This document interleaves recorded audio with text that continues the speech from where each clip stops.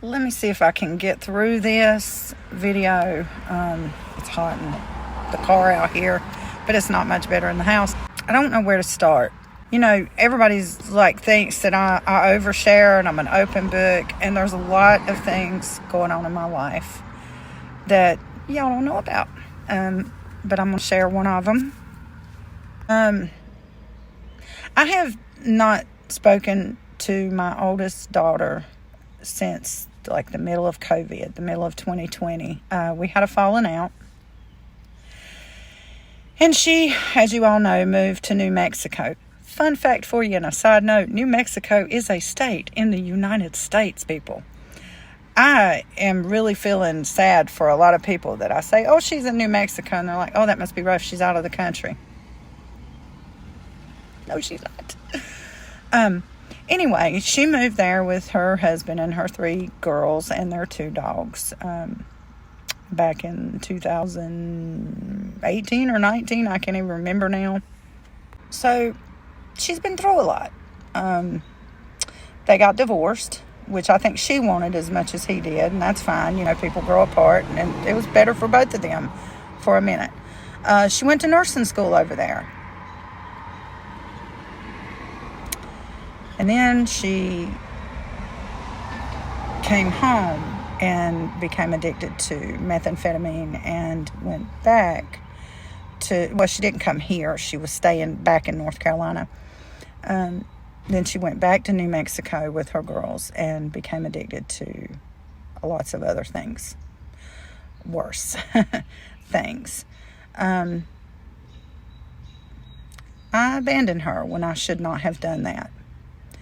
You've heard me bitch and moan for years about, I just craved a mother who would love me unconditionally. I tried to connect with my adoptive mother, and I wanted to be a part of her life as she aged. I want to do that with both of my mothers. I have no use for either one of my fathers, but anyways, that's off subject.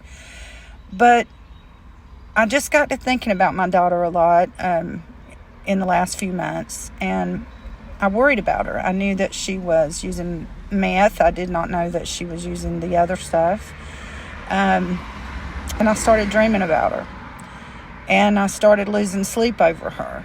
And I finally just one day decided I don't care what she has to say to me. I don't care if she's angry at me, if she wants to call me and cuss me out.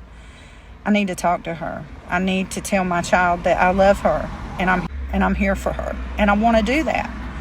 And so I messaged my niece, who I knew had her on Facebook, and I said, can you tell her to call me? I don't care if she's angry. I'm not angry. I'm not trying to throw any judgment or start anything. I want to talk to my child. And so she did. And the way that I know that I was in the wrong for turning my back on her was that call came almost immediately. Like,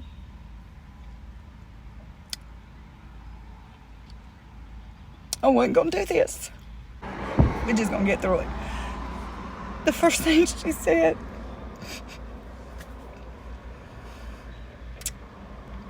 was, where are you, Mama?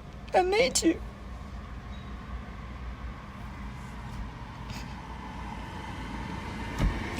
And now she's 3,000 miles away. And she's safe for now because she's actually, she's actually in jail. Which is really hard also because I've spoken to her. She wants out really bad.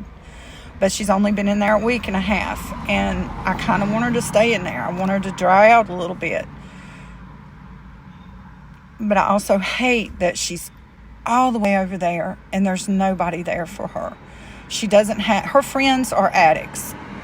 Her ex-husband has moved on. He has the girls on. He has another child and a woman living with him, and I don't hold that against him. He did what he probably had to do for those children, and she's been separated from them, and she's hurting over that as well. But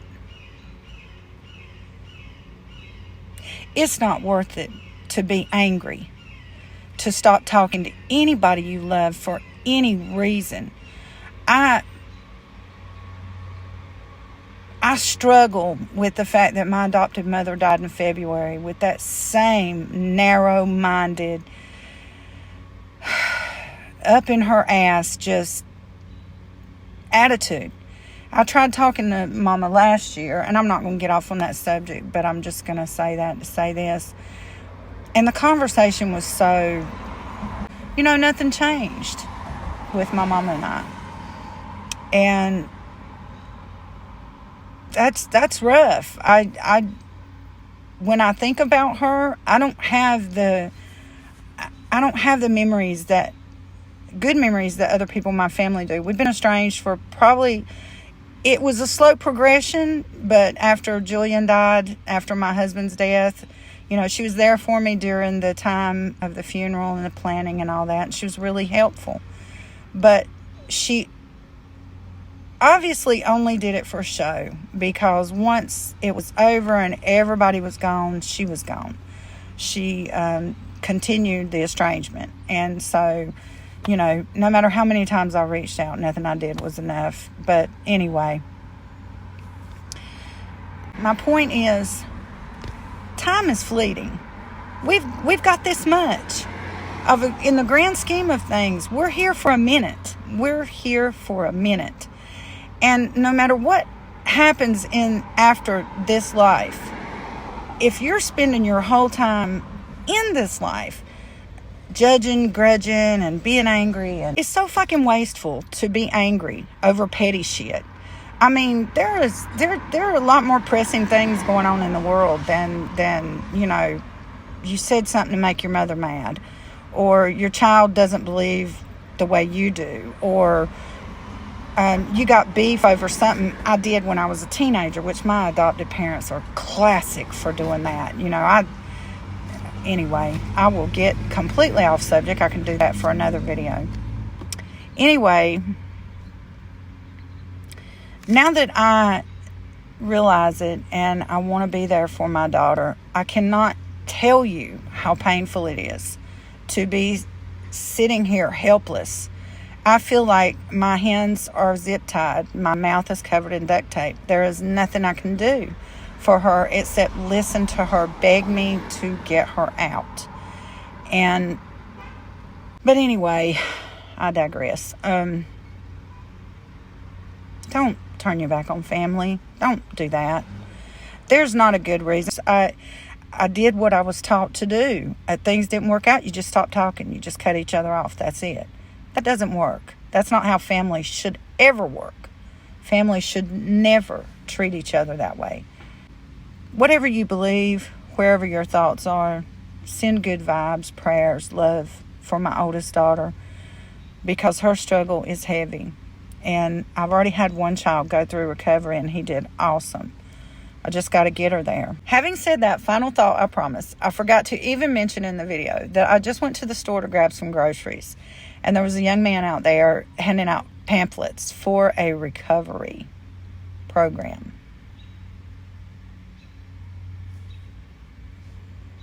Everything, when you start to vibe with the right energy, everything good starts to right in front of you. There it is. If y'all know me, y'all know I'm extremely antisocial. And I know a minute ago I said I was almost done, but I'm not. When I didn't have, they were taking donations for the center, the recovery program. And I thought about it the whole time I was in the store. And when I came out, I said, I hope he's out there. So I had a couple of bucks and I gave it to him for the program. And I stood there and talked to him for a minute.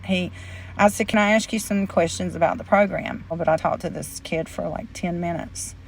And I really wanted to give him a hug, because that'll never happen to me is one of the dumbest statements that anybody could ever make. Because we've had so many of those won't ever happen to me situations in my life. I've learned that anything can happen to you at any time, and you have to be prepared. And one great way to be prepared is don't turn your back on the people who love you.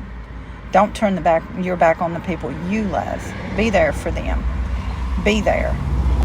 And I know that it gets extremely exhausting, and sometimes you gotta lay it down. That's one thing I had to learn this morning. I was trying to set up my daughter's account and put some money in there so she can call me. It's extremely expensive if you do it in call. When they call, they could charge a $3 fee plus the per minute fee, and that's not my money. So my other daughter's providing that, and I didn't want it to rack up. But anyway, I was stressed because she kept calling me back. I told her, give me a few minutes. I'll get this set up. I'll put some money in your account and you call me back. But the system is messed up on that. So I was having trouble. And I finally just said, I had to tell myself, she's safe. Okay? She's safe. Stop stressing like if you don't do this right now, the world is going to fall apart, because she's in jail there. There's nobody going to get her out of jail. She's in the safest place, in my opinion, that she could be right now, having the addiction problem that she has. So I hung up the phone after being on hold for 45 minutes, trying to get an actual person to get that set up. I hung it up and I went back to my little sewing project, and I am going to take a deep breath. I'm going to go have a late lunch, and later tonight I will try to set up her account and get that done. That's just, baby steps, just one step at a time.